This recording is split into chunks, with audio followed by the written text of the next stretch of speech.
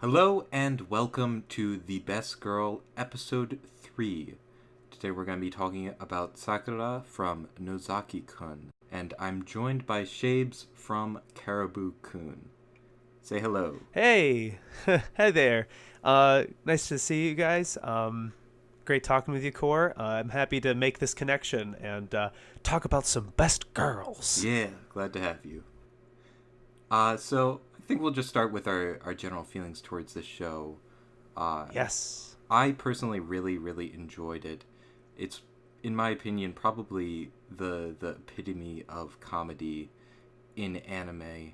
I find that generally there's a lot of comedy that doesn't transition very well into the anime form with Forkama because the pacing is so hard to translate. Like Azumanga Daioh is a good anime and a classic to lots of people, but the manga, just the pacing is so works so well compared to the anime, which is much slower paced. Whereas I think That's a in very yeah. yeah, I think in Nozaki-kun, like the way it flows is actually better than the manga because I've been following it since it released. Since I'm waiting for the one day where we actually get a proper conclusion. I agree. That's a very good point on the four coma. That's important to distinguish. For anyone who doesn't know what a four coma is, it's similar to like those like in the Western comics like Peanuts or something, where it's like a sequence of panels and they're just kind of bites. And so every page, from what I can understand, is just the four panels in a vertical, and they kind of just go joke after joke after joke in that sequence. Um, so yeah, I you would think that like a format like that would be noticeable when it comes to an adaptation like this, but no, I you would not be able to tell with this show. It was so well composed, composition wise, um, and really nice, really well done. Uh, yeah, and I agree with your statement. It's one of the best comedies of the I would say of the decade of like from like so far from like at least 2010 to now. It's definitely one of the top five best comedies we've had. And of course, we'll go into detail of Yeah, why that is, but I think we're on the same page. It's really fantastic, as a comedy. yeah, I would definitely agree, and it's definitely my type of comedy. Like, for instance, a lot of people would probably rank Konosuba up there, but for me, that type of comedy doesn't appeal to me very much. Whereas the heavy like focus on just the expressions and gags one after another in Nozaki-kun works. I think works really well, and it helps that the characters are just so you get so invested in them and their quirks. Mm. Yeah, the characters in particular and the pace are definitely positives in contrast to Konosuba. I'm curious of what you think. What do you think made Konosuba not work as well as Nozaki? I guess the pace and characters are one thing, but is there anything you could point in Konosuba which may have it may have been Uh, better if they added any? I don't know. Just try to. well, I think this is something that varies from person to person. But for instance, I'd say in Konosuba, the type of humor it's going for is more. It's funny because what's happening is funny. It's not funny because there's jokes. It's funny because there's funny stuff happening, which I don't find makes me laugh nearly as much when characters are just in weird situations, and that's the entire, that's the humor is the fact that it's a weird situation. Whereas in Nozaki-kun, it's more clearly like there's the build up and then the joke and then the aftermath of the joke. Yeah, It's more formulaic, but for me that works better for comedy, in my opinion. absolutely. That's a very good point about Konosuba being much more situational comedy and less about the interactions between the other characters. Like it seems that you get the same kind of comedic timing and reaction when you have the character Kazuma in that show interacting with Aqua or with Right. Megumin or with Darkness. It's kind of the same overreaction, like freak out, like tension kind of deal. Like it's all friction based, whereas Nozaki-kun is a lot more character interaction, and like characters react to other characters differently, and so that the show kind of explores different combinations and and different tropes and everything. And I think it becomes more of a varied experience, and it plays double with being able to build on the characters as well. You build the characters, stuff like that. Yes. Yeah, Yeah, yeah. I would definitely agree with that, and part of it is like I'm gonna use this as an example just to transition into more talking about Sakura, but in Konosuba there's the masochist character, can't recall her name, but Darkness, yeah, darkness. Yes. that's who it was, and in general she's pretty like one note. Like the joke is that she is a masochist, and that's kind of her character. I felt like when I watched this show. Whereas with Sakura, I really love her because her reactions are so varied. For instance, how she interacts with Nozaki is completely different from how she interacts with every other character in the show. And her reactions can vary from being very, like she'll have hopefulness and then she'll be completely let down. Sometimes she's more cynical and like, her reactions are toned down. Whereas other times she's very upbeat, and like the joke is from how like over the top she reacts to something. I think the key word of that is dimensional. She's a dimensional character. She has her own. She doesn't act the same, like you said. She doesn't act the same way, depending on the situation. When we first meet her, she's more of the kind of on the. She's trying to get something. She's trying to achieve something, and it's in a way that we're rooting for her. And basically, she's on the bottom of the situation. Basically, she's trying to achieve Nozaki's affection or his attention. But then later, there's plenty of instances where we have her, like when she's at his house, looking at his manga and everything, and being kind of judgmental, like girls don't like this, or being judging of certain things. She's Yeah. above the situation. So there's so many different angles that they take her, and yeah, she's pretty much the main attraction for me, at least, Yeah. in this show. And the power dynamic of the characters is like I feel like it's constantly shifting around. Yeah. Oh yeah. It's a great time. Yeah, and I think yeah. I Well, what I would say is, and this is getting into her, what part of what makes the appeal for me is how her reactions and stuff is translated coming into animation, because I think that's like without the way the show was animated, I think it would definitely there's no way I would love it in fact as much as I do now. In fact, I might not have even liked it at all without the animation, because it's definitely very visual, though there's certainly a lot of dialogue. There's not so much. I don't think I can't recall if there was ever a single wordplay based joke in the whole show. It's very much focused on the how the characters react, and particularly how Sakura reacts. I always like her expressions are just they're so solid, and they're always different. They somehow find new faces for her to make time and time again, so that it's always surprising and interesting. Yeah, it feels very old school in that way. I don't think there's a lot of anime from this period that are doing this kind of reaction-based comedy so prominently anymore. I think this is a technique mostly seen in the 2000s, like the mid 2000s. I think a prominent example being Ouran High School Host Club, one of my favorite shows. Oh yeah. Stuff like that. And yeah, it was super old school in that way. And I think that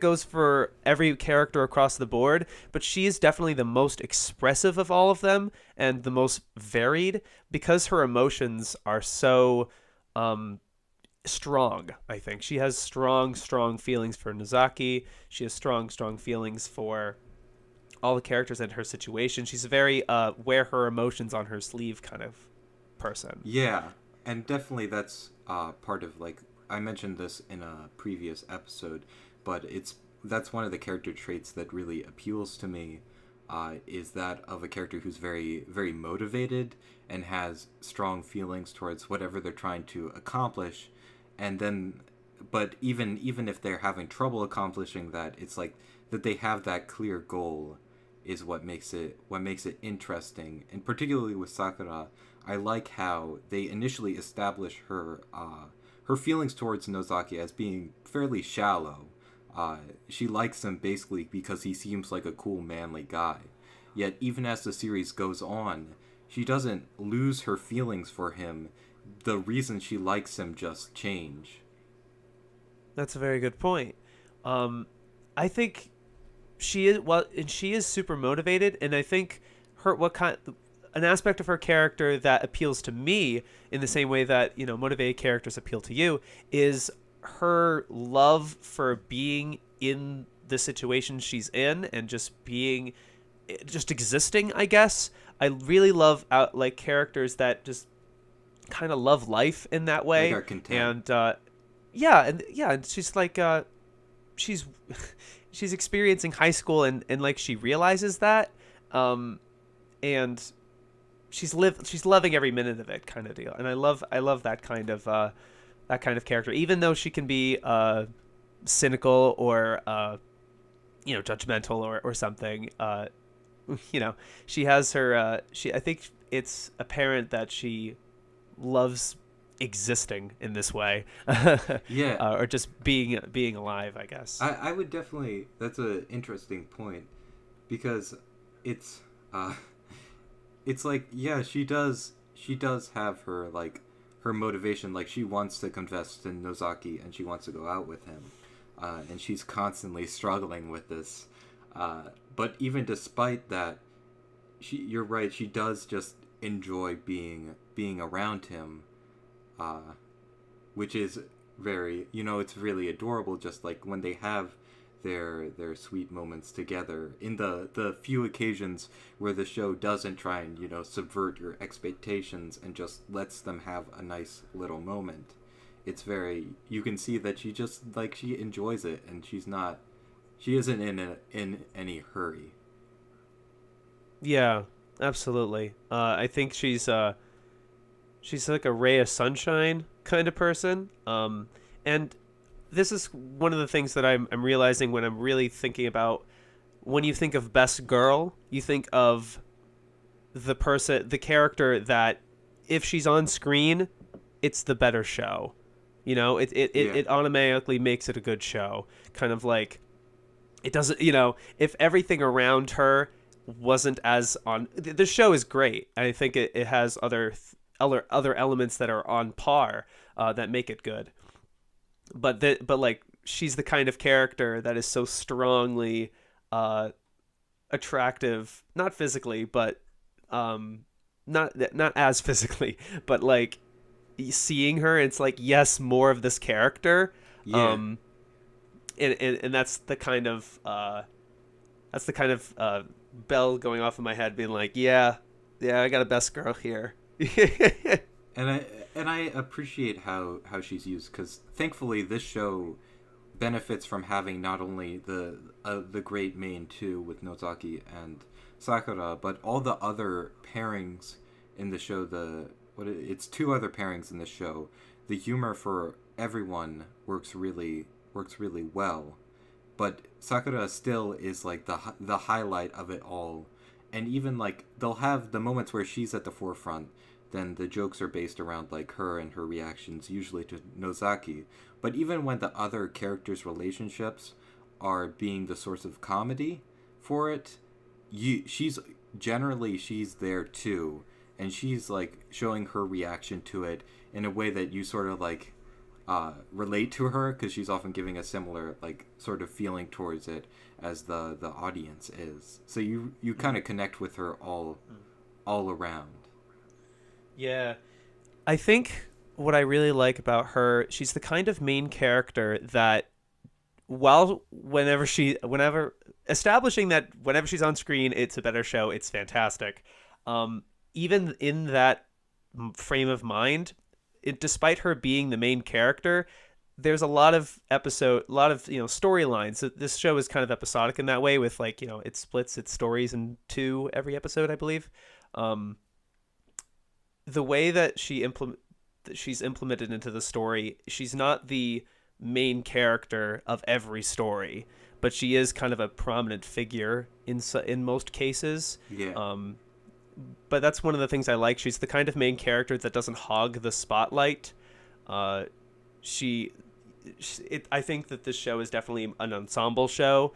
I mean, if you look at the opening, it's the kind of it's one of those shows that recognizes that it's strong in its cast and not just in its one or two characters, and everyone else can go fuck themselves. Yeah, and I think that I love that. I think I give more credit to the show than to her for that. But that's something I admire as well, is that she doesn't like hog the screen time so much.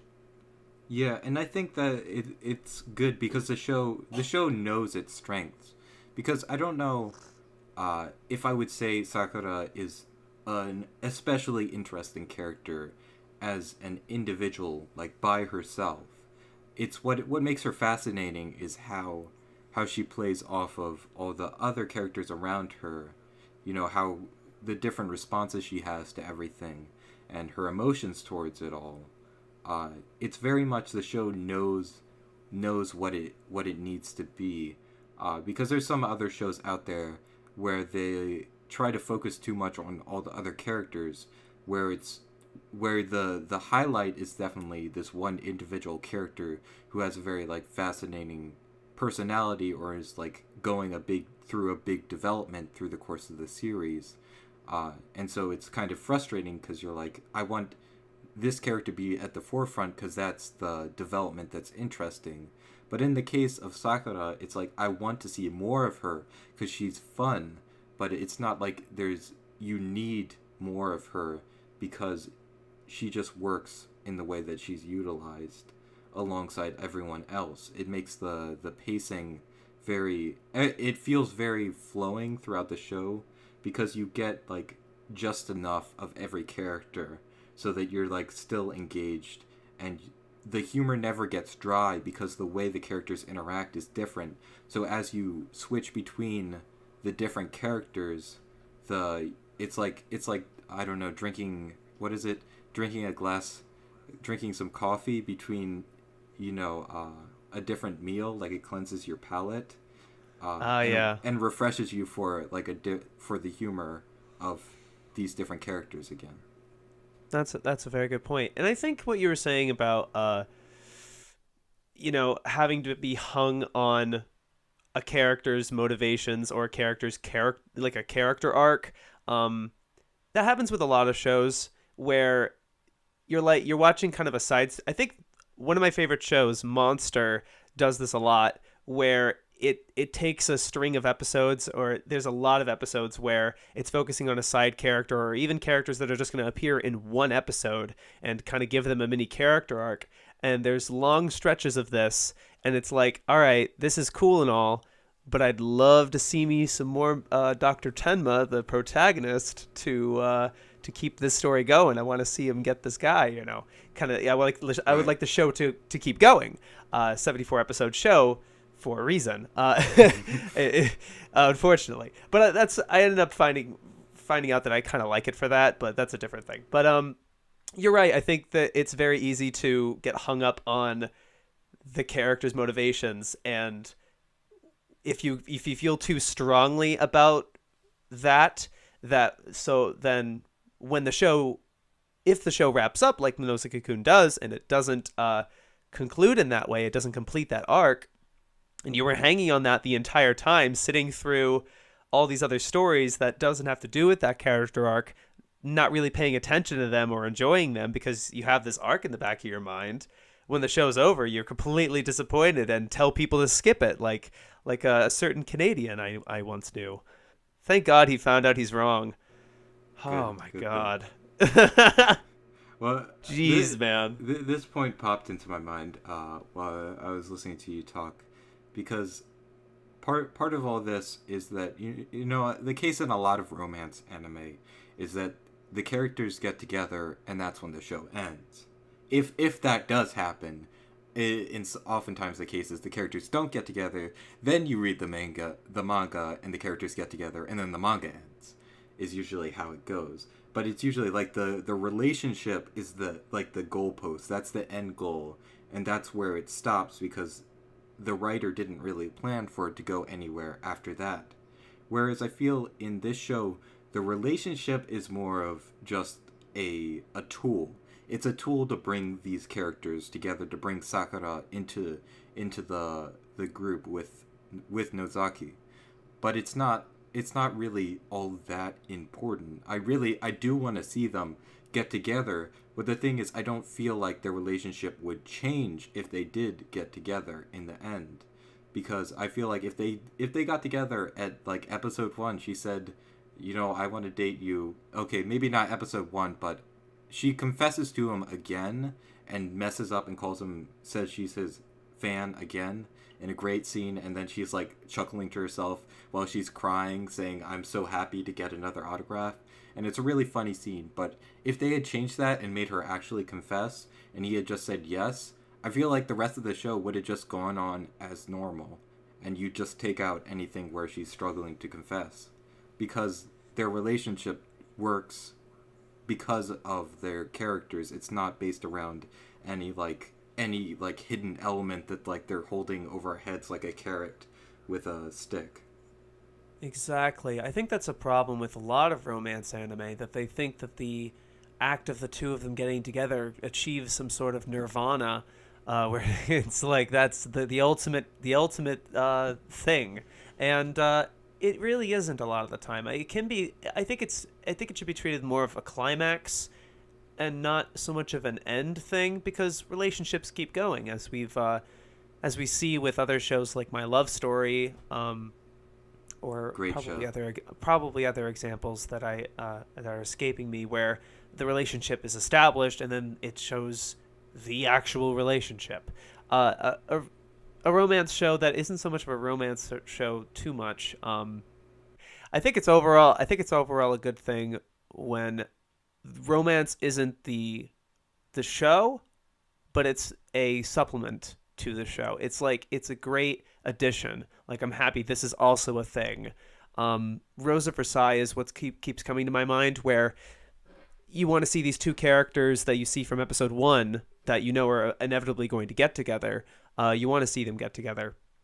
But at the same time, that's not the main attraction, and that's not the end of the show once they do. If they do. No spoiler, we'll see. The way it happens, like, that's not the end. That's a huge moment. And I think making it, like you said, a field goal post isn't entirely effective. And Right. what's weird is that, like, in that sense, the way Nozaki-kun executes its romance, I don't really see it as a romance so much. I just think of it as more of a school comedy. Yeah, and that's for okay. Sure. And that's okay. I'm all right with that. And, like, I'm not bummed that they don't get together or something, because to me they're kind of already together. Pretty much. She's constantly going to his house and working with him, and they're really close friends. One thing that I think that the show does very well, that I don't know how many other shows do this.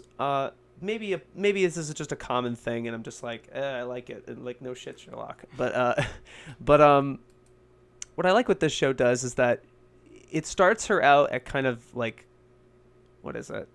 Not ground zero, but starts her from zero, as you will, starting another life. But she doesn't have any established friends at the beginning of the show, from what I can remember. Right. It just kind of introduces her as, here's the girl, now here's the guy, now here's a friend of the guy. It slowly introduces characters, and she builds a circle of friends as the show's happening, and not like, these are just the friends I've had, and we're just now gonna have wacky adventures. Come and watch us, yay! And there's plenty of shows that do that, and they're totally okay. I think Nishijo is one of the shows that do that. Like they kind of introduce the cast as much as they can for whatever, and they just kind of It's more like they like build up. They use Nano as a similar character in that extent. Like she's sort of the audience's window into the world that's already sort of established. Yes, yeah, that's a good point.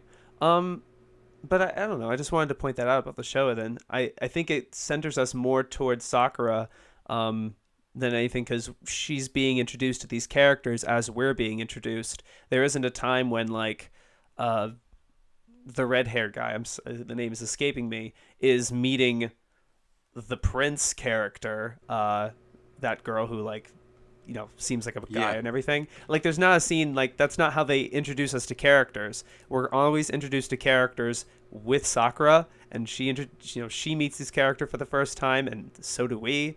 So that helps center her. I guess that's just writing 101, but that's just something that I strongly admire to keep her as the protagonist without again having her hog the spotlight. Yeah, for sure. I believe I was trying to recall. There's a couple moments like she's established like she has friends, but sort of in just the general sense of like there's people at school that you talk to, but they're not like you don't know them that well. So they're generally just they're like nameless characters that are usually just used to sort of get like some inner monologue from Sakura or like some to get like the moment I'm thinking of because I rewatched the first 2 episodes before this just to refresh my memory was when she's reading the manga that Nozaki wrote. Her other girls at the school are reading it and they're like, oh, he writes romance or she writes because they think the author is a girl, she writes romance so well, oh, what do you think, Sakura? And her response is like is the humor they get from that. So it's clear that she knows other people, but like you said, they build the relationship with her. The only case where she already knows one of the main characters is with Yuzuke, the sort of the like brash Tom girl. Yeah, she's the tomboy. Sportsy tomboy, like got a terrible attitude but doesn't realize it. And in that case, they just sort of invert it with Sakura introducing Nozaki to her.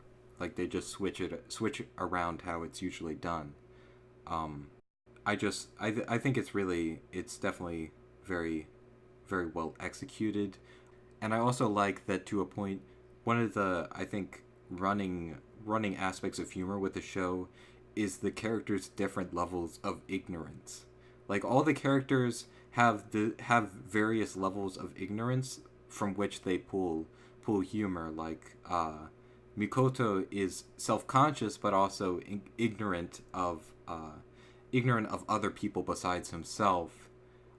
Sakura she does have her moments of like cynicism and like jadedness, but she's also very, very hopeful and often doesn't realize things. Like she doesn't understand why nobody else likes Yuzuki.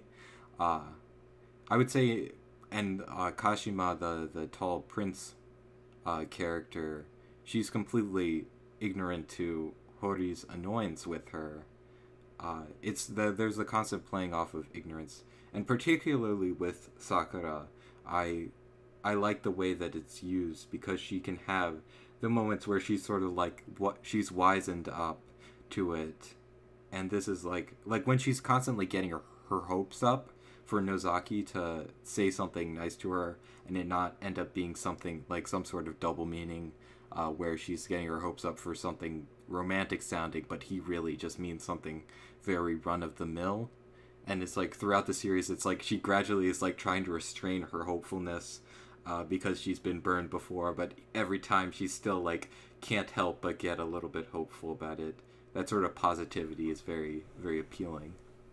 Yeah, I think it was such a smart move to have her be ignorant of Nozaki-kun, but she's pretty much, she's pretty much got everyone else figured out, and she's kind of above everyone else, and then that way she's able to be that powerful character, that's kind of like the window to the audience, and like, pointing things out while still being herself. And like, I can't imagine, I'm looking at this picture of like Nozaki and her and Sakura together, and it's like, I can't imagine the show if Sakura was somehow not ignorant to Nozaki's stuff and had him all figured out. It just wouldn't make any sense. Like, where's the fun in that, Yeah. So yeah, I agree. Great use of misunderstandings, of yeah, that's just, it's a great comedy in that way. I think it's able to pull off a lot of good jokes with that tool. Very simple, And very effective. That's such a weird thing to hear said. Great use of misunderstandings, because I would say if there's anything that's like my biggest qualm with just anime as a whole, and this is also present in Western media too. In fact, it's literally like every time in every like Western show, there's the misunderstanding episode, and that's just the whole episode, and you can practically you can name every story beat within the episode. And in anime, it's usually not used in quite a predictable manner, but there's always that one misunderstanding where it's so frustrating, because you're like, just talk, just use words, come on. It's so simple. Because that's because those are integral to the story and the plot. I hate to use plot ever since certain whatever, but it's just kind of a weird buzzword now. But that it's because it's when it's imperative that the characters know that, and it's the only thing that creates drama. But in this case, it's always just funny misunderstandings. Yeah. It's like, haha, it's hilarious that they think this way and the other person thinks this way, and they don't know, tee-hee. It's one of those things that I think ignorance can be used very effectively. Also, even in drama, it's a matter of letting the audience in a way that is enjoyable for them. Like, if they know what's going on and it's frustrating to them, that's like, why don't you see it? Then yeah, that causes distance with the audience and the show in question. But if you use it in a way that the audience is let in on secrets, and it creates dramatic tension. It's like, ooh, because they don't know that this is a thing, and they don't know. Oh, it's a whole thing. It's kind of like, I think Kaiji uses a lot of that, of like, he didn't know that this, but we know, and oh my god, this is gonna happen, or something. Or I actually just in real life, sorry to bring this out of anime for a second. I'm a director of theater. I directed a few plays, but I directed this play called Rope, and it is it was a play in the 1920s, and it was adapted by Alfred Hitchcock into his film Rope. It's the same one. The whole idea is that these two guys kill one of their fellow undergraduate students just because they want to.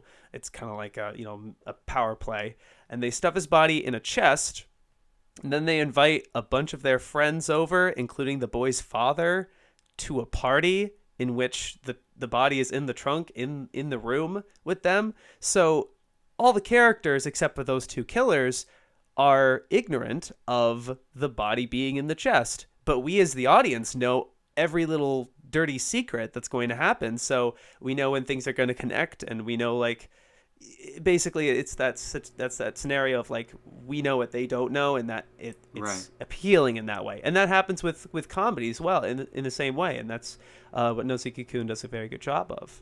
Yeah, I would say generally, and this is part of what works, is that when it's annoying with misunderstandings in anime is when it's both parties are in on it, but they just won't talk. It's like it's like an artificial misunderstanding, because both parties have the same understanding, but it's like the show is just putting an invisible wall. Like, I haven't been watching Eromanga Sensei, but I've been listening to the podcast. So have I. Best Guy Ever, and they were talking about something similar, where it's clear that the main two characters both love each other, but they just won't get it together because the show wants to create like artificially lengthen the series. And I And it think doesn't do anything with those misunderstandings. yeah. If both of them knew that, and they did some weird things where like, if it just added a little bit, where it was like he knows that this is the case, but this, and this, and so it's funny that when he, it's because it could have still been salvaged for some comedic potential, but you're right, it is kind of a letdown and just kind of like, ugh, get on with it kind of deal. If both of them, if you understand the situation of both people and it's not fun, you know what I mean? Right. And I think for one thing, I think definitely misinterpretations are much harder to pull off in a way that's both realistic and enjoyable, because you can definitely have like misinformation happens all the time in real life. That's probably the biggest cause of drama, is that both parties don't understand the same things or misinterpret what the other person did. But it's very easy to have that be annoying. So This is very true. yeah, but so it's hard to execute in drama. In comedy, I think it definitely works better, but it can also be annoying, especially when they're trying to use it in a semi-dramatic manner. Whereas what I appreciate about the way it's used with Sakura is that it's always in good fun. Nozaki-kun Yes. as a show, it's never mean-spirited. Even though they sometimes they'll have slapstick or stuff like that, it's always in good fun. Like I said, it's never trying to be mean or harsh. Or positive. It's not yeah. trying to say something. And it's okay when comedies try to be more than what they are. I think Oran, again to bring up Oran, but it is able to balance, I think, not just Oran actually. I would say that anime in general, one of my favorite appeals of it is that it's able to switch from drama to goofball humor on a dime. It's just able to switch so effortlessly, Yes. and such a smooth thing. It's not always the smoothest. There's always the people that complain about Full Metal Alchemist Brotherhood's use of goofball comedy, hyperbolic facial reactions in contrast to its serious narrative. And there's always people complain about that, but overall, they use it very well.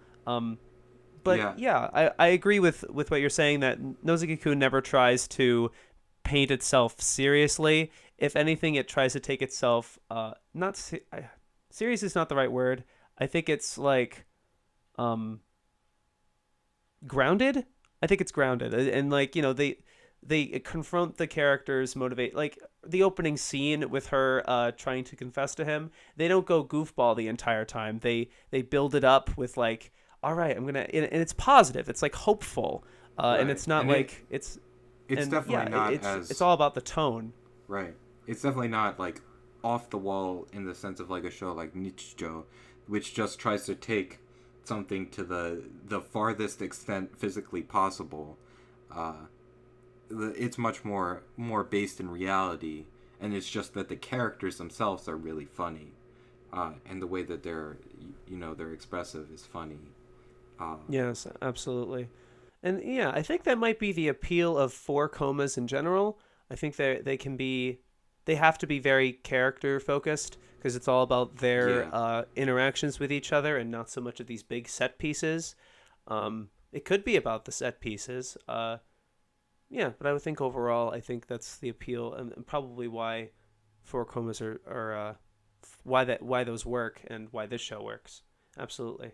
Yeah, and I think part of it is the point I was getting at before, is that the show is just sort of having fun. Like, it's similar to what the point you were making about Sakura herself. She seems so content and very just happy to be in the moment, and she's just going along with it. Like, she has her exaggerated like disappointments and like sort of like, come on, are you serious moments, but it's always sort of like you're having fun going from moment to moment. Even like you're with your friends and something dumb happens and you express like disappointment, usually you'll like exaggerate it just for comedic effect. And it definitely feels like that's what the show's doing as a whole. It's having fun with it, and it's even like in the sense that it's somewhat playing on the tropes of the shoujo genre, where it's often points out some of the silly things about it, right down to the premise, and often the moments where the sequences where they're showing the manga, they're sort of making fun of some of the tropes, but they're also sort of falling into some of the tropes. It's very much sort of like a love letter in a sense to the genre, as in that it plays around with some of the funnier aspects of it, but it also shows appreciation for the genre. It's clearly written by someone who likes the genre itself. Absolutely, and that's a very strong point where they're poking fun at the genre that the show is about, which is about shoujo manga, or just the creation of it and how do they make these crazy situations. But it's just ironic that they're poking fun at them while several of their characters are those exact kind of tropes. They pointed out directly with I'm sorry again, the red-haired guy being Nozaki-kun's prime example of the shoujo protagonist. He's he's perfect for it, but he's also able to try to be the cool guy, and try to be the suave character, and observations like that are just hilarious and fantastic.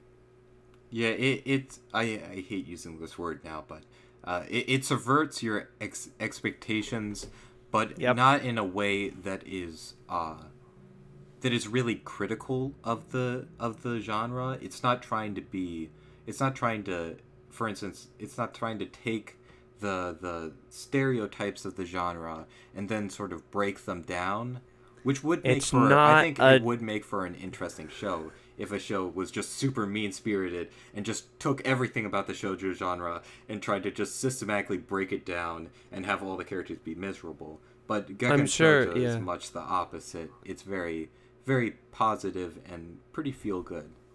Would you say it's not a deconstruction? Oh God, not that word.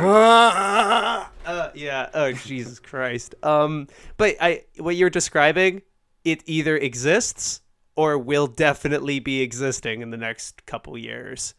Calling it now. Come on. Yeah, and that's cool. I think that's something that at least the medium in itself is able to do so well is critique itself. I think that there's not a whole lot of other mediums that are so self-aware, quite like anime a lot of the time. Right. Yeah. Sometimes to a fault. Sometimes very much to a fault. Gosh, guys, I get it. You're self-deprecating, Anyway, but yeah, and more about Sakura herself. I just love her bubbly personality, and her specifically is just such a ray of sunshine. I guess I'd be repeating my points. Well, I want to shift into talking. This is also related to her personality, but I brought this up earlier where it's so closely linked with the animation and her design itself. I really feel like this show wouldn't work without the stellar animation and design behind her character. Even though there are times where it's sort of more just how they choose to utilize what's animated really well, because they'll have moments where it's sort of just still expressions. In fact, they'll just be panning the character across the frame, slowly panning with no animation. But then other times for the animation it'll be super super smooth and well animated. There was clearly a lot of care given into how the animation is spaced out and what's given the big spotlights. And what I like is her character design is so you can really boil it down to such simple basic elements, with her giant bow tie and her bright orangish hair. I guess it's supposed to be red, but looks more orange. Orange, it's orange. Her bow ties are red, and thus it's orange.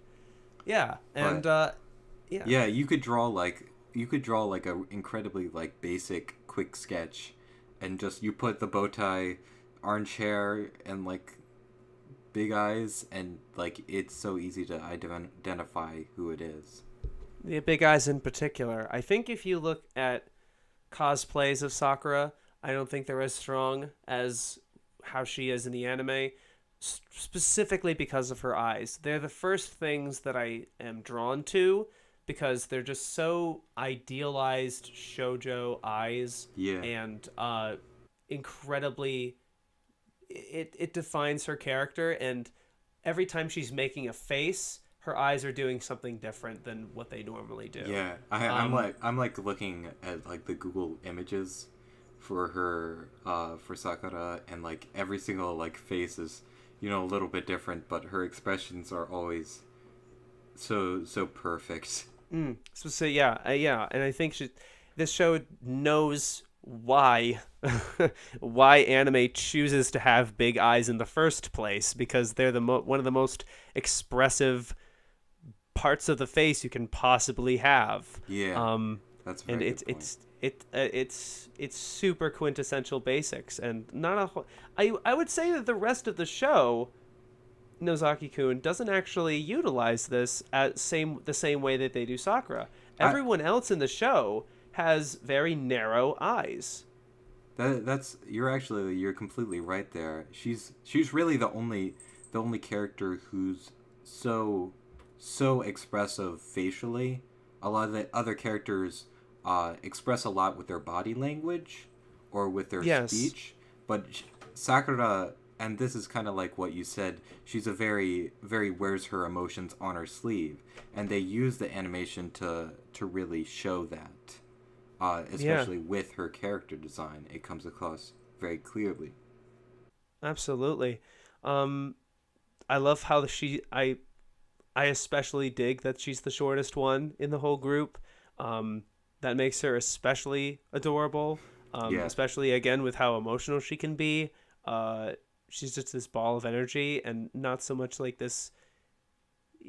Everyone else looks like they're in high school, but she looks like she looks like the kind of kid that is in high school, but sure as hell doesn't look like she's in high school. You know, kind of using the not quite Papura level, but not or not Hinamari sketch level. But it's just like these are elementary schoolers, right? No, they're high school. Oh, okay. Yeah, and that's a strong point. Her design is so it's like the good old Super Eye Patch Wolf video on what makes a good character design. You can just boil a character down to their basic elements, and you will know exactly who that is. And that is in fact super important and a fundamental thing that they do. I think so much that I'm pointing out and that we're pointing out in this show is how a lot of quintessential fundamental stuff is being used here. It's it's not hard. It's not hard, guys. Contrary to popular belief, it's like, man, why is there so much mediocre stuff? I don't know, especially since it's so easy to just do the basics and succeed. Just make money, print money. Yeah, and I think what makes this show and other shows like I'm trying to think off the top of my head, other similar styled shows, I guess perhaps like Chihaya Furu or Usagi Drop, which are all they're in premise and what you would think they're not especially notable, but it's the execution that just sells it. Like they do all the standard things, but they do them so well. What's it called? Ori Monogatari, for instance, which is unconventional in the sense that the characters get together pretty early on. And the nature of the protagonist being the more bully looking tough guy in comparison. Though that's also just playing on tropes, because I think we've seen that design before, but not in that context, not in a romanticized, positive context. But I think what makes it good is that, like, even though that's kind of the main joke of the series is how they play on the fact that the kid he looks ridiculous and he looks like he would be a bully, but he's not actually. The story beats, like the how it progresses, and the moments of dramatic tension are very much standard of the genre, but the way it plays on, the way it executes it with the characters, is what sells it, because everything feels very genuine, and that's how I feel about Sakura. She feels very genuine. Oftentimes you'll see in comedy anime when they're making jokes, and this is a point I make in a video on Akatsuki no Yona I'm making, where oftentimes when they're jumping back and forth between comedy and drama, what it feels like is that the show's telling you the jokes with the comedy, and then it goes back to the characters just being the characters and having drama. Whereas in the case of, when it's well executed, when the characters are telling jokes, it feels like an extension of the character. It's just their personalities' natural interactions leads to humor. And that's why I love Sakura, because it just feels like her natural personality is what makes it funny. It's not like the show's trying super hard to be funny. It's that she as a character is just very consistent, and her reactions are always funny because she's such a great character. Yeah, it inherently gets into those situations. Yeah, absolutely. And I think it just has to go into the tone of what the show's trying to do. And like we've said before, not trying to be so romance heavy or drama heavy. Definitely. Or even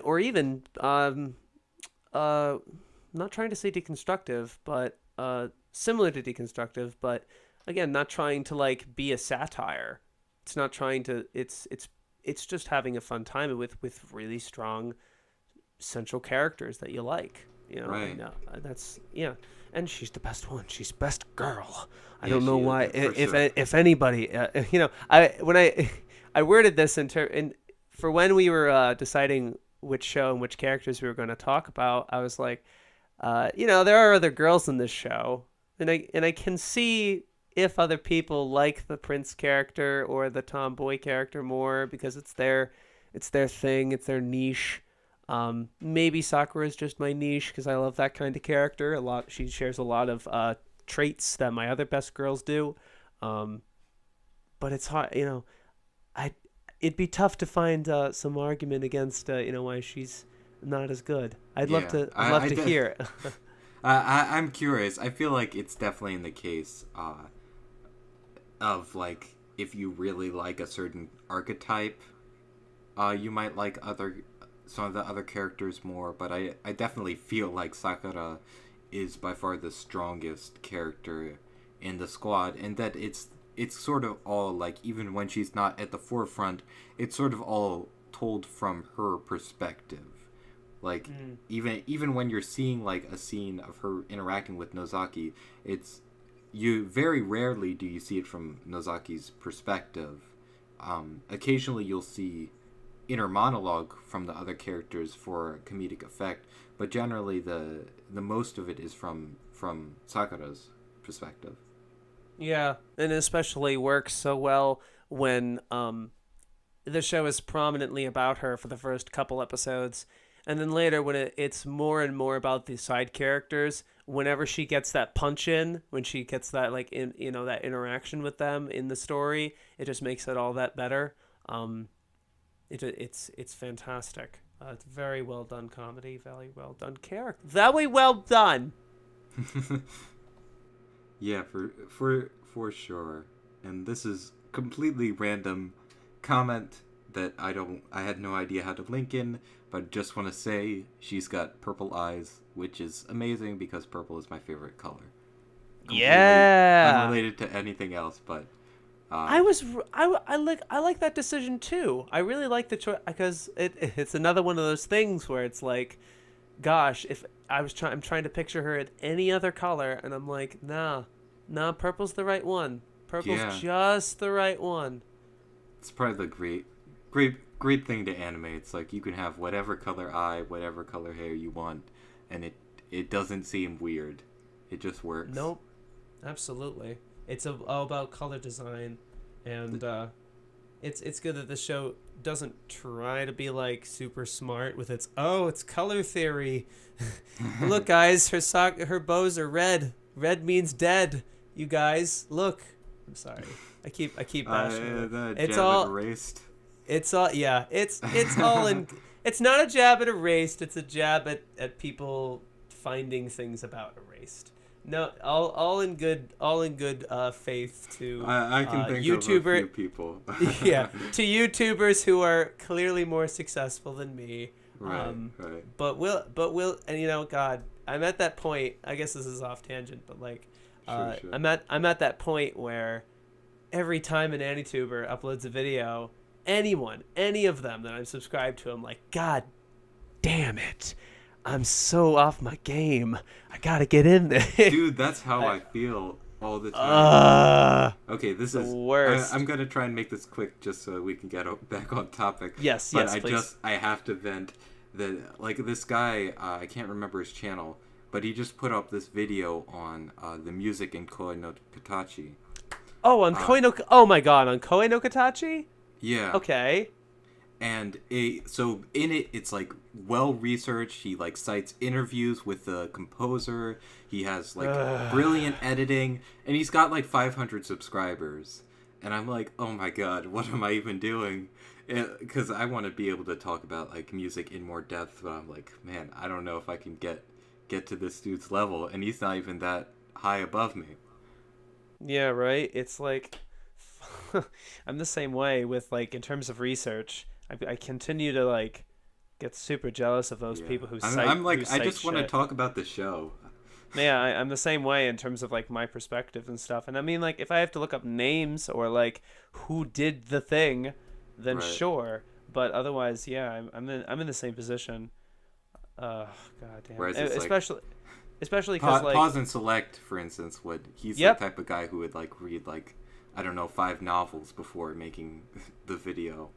And Yep. Great God damn videos, it. but very much not similar style to what I'm going for. Though I would like to be better at that type of stuff. Just being, since we're talking about anime, we might as well know what we're talking about. Also, just like I guess we can vent more after we're done recording this or something. But like, sure. God damn it. I have fucking some people. God damn. Yes. Well, back to Sakura.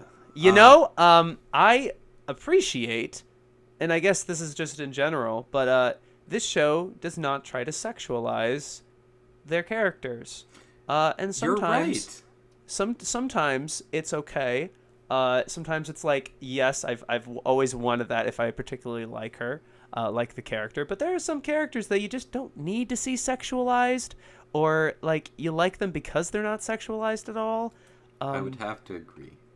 Yeah, there's a few that are like, yeah, I dig them in that, kind of, deal, that kind of thing. But like, there's plenty of. I think Sakura is definitely one of those characters that's like, I just like her in her school uniform, just being herself, not needing to be in any other outfits. I think I like her for her. Right. Okay. And that is a strong we do have to give a deal. shout out to when she's in a kimono, because she looks amazing in a kimono with her hair up. Yep. It was great. Oh my god. Yeah, exactly. That's when shows are able to do that. When her hair up, we haven't talked much about her hair besides it's orange. Her hair length is ideal. Yeah. You're able to get that shot in the ED where she's sprawled out or something and has her hair out like that, like kind of like sprawled out on the mat or something. Right. So clutch. So ideal. It's how hard is this, guys? Gentlemen, we need to make more. How hard is this? That's reminding me. You mentioned something way earlier about like, I don't know what it was, but I remember this thought came into my head, and it was about like, what would happen if this character Sakura was put in any other show? Like what if Right. What if she was just kind of sandwiched into I can't really think of an example, but what would that look like? Would she be able to stand on her own as a best girl, or would the vibe not quite be the same? And that's tough because I think she's very intrinsically a main character. So if she isn't a main character, if she was like just some, Oh yeah. best friend, if she was just a best friend of the main character of like, I'm just gonna fart out a name, the pet one, Sakurado. Let me look that up. I don't know his name. I watched Bokuwa Kimi. No. Jeez, what is it? No. It's that one that like Jeff likes. Bokurawa. There's a lot of those like that. Yeah. I don't know, something like that. You just throw out one of those shows. It's like, if she was in this show for that reason, would she still be best girl? I don't know. I think there might be a possibility that she isn't, because there is a lot of things that this show creates the environment around her to make it work that way. Even if you kept all of her reactions and stuff, I don't know if it would have the same reaction. I don't know if it would have the same impact if she wasn't the protagonist. I think, and also sort of playing into that is, like, we have a pretty, and this is interesting. The show makes pretty heavy use of inner monologue for humor, particularly with Sakura. We get a lot of inner monologue, which is why it can be so humorous when we see like. We'll see her reaction, and then it'll cut to like a really over top, like the one scene that everybody knows from the show where she's sort of like chibi and she's like rolling around with hearts coming off of her body all over the place, and like this like empty her reaction thing. She's like reacting in her face, in her head and everything. Yeah. And she's like, "Oh, I'm so stupid," and and then absolutely often it cuts to like when she actually has a reaction. It's very like. Sort of stifled, like she'll have like this sort of like tiny little half smile and like this blank stare that's really funny because of what we've seen before and what we know about her character. But she could have very easily been just thrown off to the side. I agree, but because of the show she's in, she works.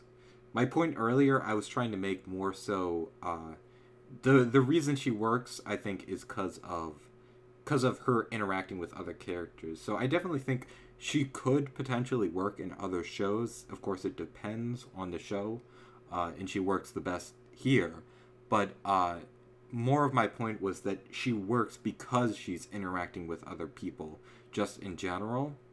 Like, her personality is very much that of, like, a social, very extroverted type of person, which makes her work with being surrounded by other characters. Whereas in the case of some shows and novels, it's like they can write it almost entirely just about the thoughts and feelings of this one person themselves, with other characters not really having much impact upon them personally, and it still be interesting. You know what's weird? Just a comment on the show, and not so much as much on Nozaki, on Sakura specifically. But I was looking at what the studio was because I couldn't really pin it down. Of like, is this PA Works? No, it's not PA Works. It's Studio Doga Kobo, the people who make Yuri Yuri, Engaged the Unidentified, Hamaru-chan, and like a lot of these other shows. And I'm like, people don't like. Well, yeah, okay, well, people don't like Yuri Yuri. Yeah. Plastic Memories was pretty good. Yeah. I personally wasn't a fan, but it's weird. It's like if you look at these other shows next to each other, it's like, oh, okay, this is Doga Kobo, but then you throw Nozaki-kun in, and the only one that looks like a Doga Kobo character is Sakura. But because she's surrounded by these other characters that don't look anything like a Doga Kobo character, what I mean by looking like a Doga Kobo character, I mean like looking like a character in Plastic Memories, a character in Mikigura School Suite, with the very round eyes, glossiness. I would say glossy. Even still, like I'm looking. I've watched I've watched like in 5, 6. I've watched at least some of about 6 of their shows, not all of, but I would definitely say it's interesting. Their style isn't one that's just looking at like the cover art for everything and comparing it with like what I've thought of, their style isn't quite as consistently like very distinct. Like for instance, Kyoto Animation, it's their style is like every single show for sure. But it's like I would have never guessed this was from the same people who made Umaru-chan and Plastic or Gabriel Memories. Dropout. Yeah. That's it's crazy. weird, and it's like that's what I think that's something I appreciate, and something I appreciate of a lot of my best girls. There doesn't seem to be this heavy anime identity on them. Like it's hard for me to picture. Granted, I've only seen maybe 2 KyoAni shows, but I would think it's hard for me to really say call any of them my best girl, only for the fact that it feels so. Oh, it's a KyoAni show, and no Right. dig on KyoAni at all. I just mean like it's so pervasively that. It's They so have a pervasively very consistent KyoAni. Visual and sort of like just their general identity of how they tell stories and how the characters are. It's like even if you really do like it, it's very very pervasive. To the point, it's like they're in the same universe. You would put like Hyoka and, granted, I think there's plenty of people that would disagree with me with this, but like you put Hyoka and Chunibyo in the same and next to each other, it's like, oh yeah, that's the same show. Yeah, okay. I don't know if I would necessarily go that agree far. there. No, But, go. Yeah, well, I would say, for instance, if you took just because their tone is so different, though, I would say that like if you took Hyoka and perhaps like to an extent Haruhi, but also like Hyoka and maybe how, like how have I Hibike? forgotten their like last big popular show, the music Hibike one. Euphonium? Yeah, Hibike. Yeah, Definitely yeah. those two shows have a very, very similar feel to them. Similar glossiness, design, and everything. It like, I don't know. There's just something so distracting about it, and it's not a bad thing. They look good. It's just that You feel like kind of it's like a it's like a caveat a little bit. Yeah, it's like it doesn't feel special. I think that's I've seen it before, so it doesn't feel special, and that's probably why I liked Maid Dragon from this past season so much. It didn't feel like a KyoAni show at all.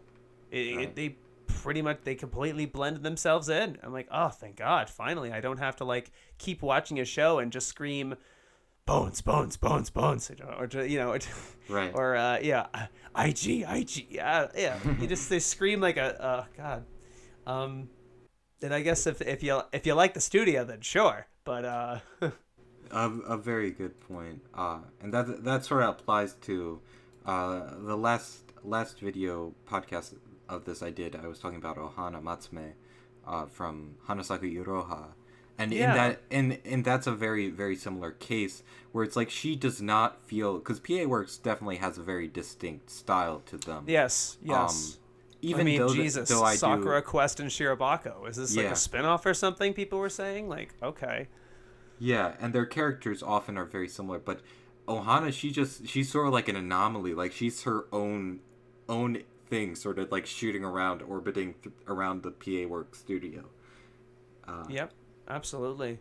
I think I remember doing a double take with like, oh, Anasaki Iroha, I guess you're right. Where it's like Nagi no Asakura, yeah, of course it's PA Works, kind of deal.